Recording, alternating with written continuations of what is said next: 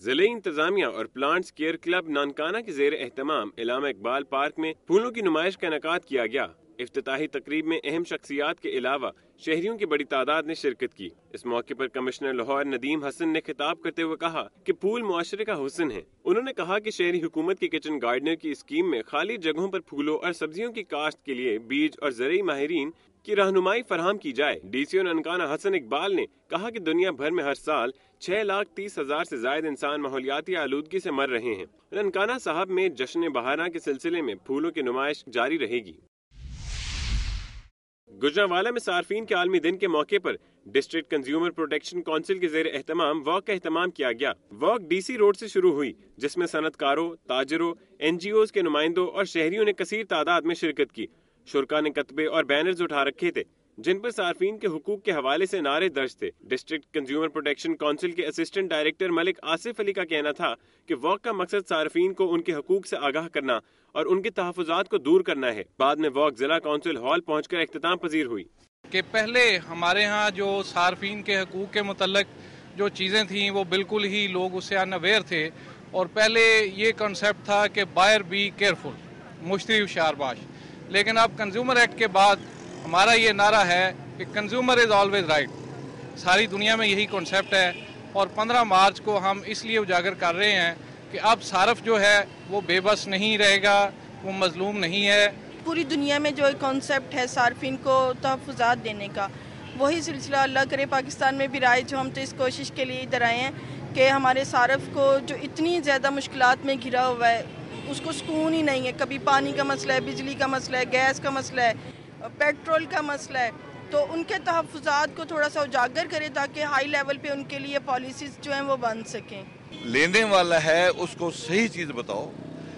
وہ معاشرہ ہم چاہتے ہیں کہ پاکستان میں آئے، اسی کے نام پر ہم حاصل کیا تھا۔ صارفین کو خالص چیز ملے، ایڈلٹریشن نہ ہو، منافع زیادہ نہ ہو، ذخیرہ اندازی نہ ہو، تو یہ ہم اجاگر کر رہے ہیں، اسی لیے یہ واک کر رہے ہیں کہ مشتری ہوشیار باش۔ جی نہیں، اب دکانداروں کو، کارخانے داروں کو اور چیزیں بیچنے والوں کو ہوشیار ہونا پڑے گا کہ جو عوام ہے وہ جاگ پڑا ہے، اور ان کو عوام تک صحیح چیزیں صحیح قیمت میں اور معیاری چیزیں دینی پڑیں گی۔ اے آر پی چرچ کے سامنے مظاہرے کی قیادت نیشنل کوارڈینیٹر مسلم مسیحی رابطہ کمیشن فادر ریاض گھوسل، کوارڈینیٹر جنوبی پنجاب فراز الحق بھٹی نے کی۔ مظاہرین نے پلے کارڈز اور بینرز اٹھا رکھے تھے جن پر قرآن پاک کی بے حرمتی کرنے والے ملعون کے خلاف نعرے درج تھے۔ مقررین نے کہا کہ ٹیری جونز کا فعل مذہب کو آپس میں لڑانے کی ناپاک سازش ہے جسے کامیاب نہیں ہونے دیا جائے گا۔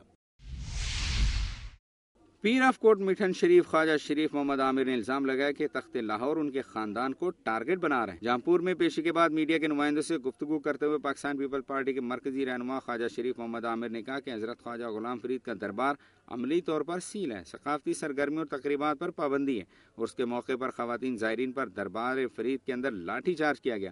خواجہ عامر قریجہ نے کہا کہ اگر پیپل پارٹی 7 کروڑ سرائکیوں کو ان کے حقوق دے دے تو نون لیگ صرف لاہور کے 6 اضلاع تک محدود رہ جائے گی۔ انہوں نے سید حامد سعید قاسمی کی گرفتاری پر دلی دکھ کا اظہار کیا۔ امریکی پادری کی جانب سے قرآن پاک کی بے حرمتی کے خلاف مرکزی انجمن تاجران نے مری میں شٹر ڈاؤن ہڑتال کی، جبکہ مذہبی جماعتوں اور سیاسی تنظیموں کی طرف سے احتجاجی ریلیاں نکالی گئیں۔ سب سے بڑی ریلی مال روڈ پر نکالی گئی۔ جی پی او چوک میں احتجاجی ریلی کے شرکاء سے خطاب کرتے ہوئے مقررین کا کہنا تھا کہ قرآن پاک کی حرمت کے لیے کٹ مرنے کو تیار ہیں۔ حکومت فوری طور پر امریکہ سے اپنے تعلقات ختم کرنے کا اعلان کرے۔ مظاہرین نے پلے کارڈز اٹھا رکھے تھے جن پر ملعون پادری کے خلاف نعرے درج تھے۔ فتح جنگ میں مسلم لیگ نون کا ورکرز کنونشن منعقد ہوا۔ کنونشن سے خطاب کرتے ہوئے مسلم لیگ نون کے مرکزی رہنما آصف علی ملک ایڈوکیٹ نے کہا کہ ایک عامر کی چھتری تلے بننے والی قاف لیگ کا شیرازہ بکھر چکا ہے۔ انہوں نے کہا کہ نون لیگ اور میاں نواز شریف کی سیاست حق و انصاف کی سیاست ہے۔ ان کا کہنا تھا کہ مرکزی حکومت عوامی مسائل کو حل کرنے میں ناکام ہو چکی ہے۔ ملک میں بجلی، گیس، پانی نہیں ہے، لیکن وہ کہتے ہیں ہم 5 سال پورے کریں گے۔ انہیں عوام کے بجائے اپنی کرسی کی فکر ہے۔ سردار صداقت علی خان نے خطاب کرتے ہوئے کہا کہ مسلم لیگ نون چودھری نثار علی خان کی قیادت میں ضلع اٹک میں بھرپور کامیابی حاصل کرے گی۔ صبح پنجاب سے موصول ہونے والی رپورٹس آپ نے ملاحظہ کی۔ آپ کو لیے چلتے ہیں گلگت بلتستان کی جانب، نظر ڈالتے ہیں علاقے کی اہم رپورٹس پر۔ پاکستان مسلم لیگ نون کے کوارڈینیٹر برائے گلگت بلتستان صدیق الفاروق نے کہا ہے کہ پیپلز پارٹی نے گلگت بلتستان کے عوام کو دھوکہ دیا ہے، انتخابی وعدوں کو ابھی تک پورا نہیں کیا گیا۔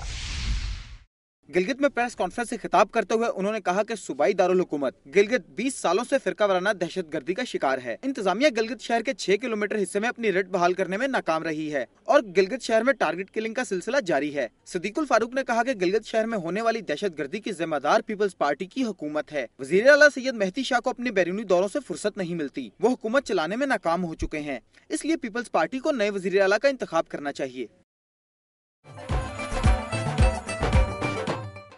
नाज़रीन, गिलगित बल्तिस्तान के बाद अब आपको लिए चलते हैं जन्नत नज़ीर वादी कश्मीर की जानिब। नजर डालते हैं इलाके की अहम रिपोर्ट्स पर। आज़ाद कश्मीर असम्बली की मुद्दत इस साल जुलाई में मुकम्मल हो रही है, जिसके बायस आज़ाद कश्मीर में इलेक्शन का बिगल बच चुका है, जिसके साथ ही तमाम हलकों में उम्मीदवारों ने अपनी इलेक्शन मुहिम शुरू कर दी है। तफसीलात जानते हैं इस रिपोर्ट में। आज़ाद कश्मीर असम्बली की मुद्दत इस साल जुलाई में मुकम्मल हो रही है, जिसके बायस आज़ाद कश्मीर में इलेक्शन का बिगल बच चुका है, जिसके साथ ही तमाम हलकों में उम्मीदवारों ने अपनी इलेक्शन मुहिम शुरू कर दी है। आमदा इंतखाबात में पाकिस्तान पीपल्स पार्टी, आज़ाद कश्मीर, मुस्लिम कॉन्फ्रेंस, मुस्लिम लीग नून, MQM, जमात इस्लामी, JKPP, मुत्तहदा मजलिस अमल और आज़ाद उम्मीदवारान के दरमियान मुकाबला होगा। तमाम उम्मीदवारान अपने अपने इंतखाबी हलकों में दौरे कर रहे हैं। जल्द से जुलूस और कॉर्नर मीटिंग के अलावा डोर टू डोर कैंपेन का आगाज भी हो चुका है। नाज़रीन, आज का प्रोग्राम आपने मुलाहिजा किया, अवाम मुश्किलात से दो चार हैं।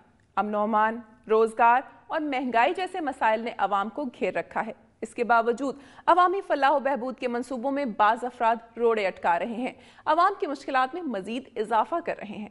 ऐसे अफराद का अवामी एहतसाब भी होना चाहिए और सरकारी सतह पर भी ऐसे अनासिर की हौसला शिकनी होनी चाहिए जो अवामी फलाह बहबूद और तरक्की की राह में रुकावटें खड़ी कर रहे हैं।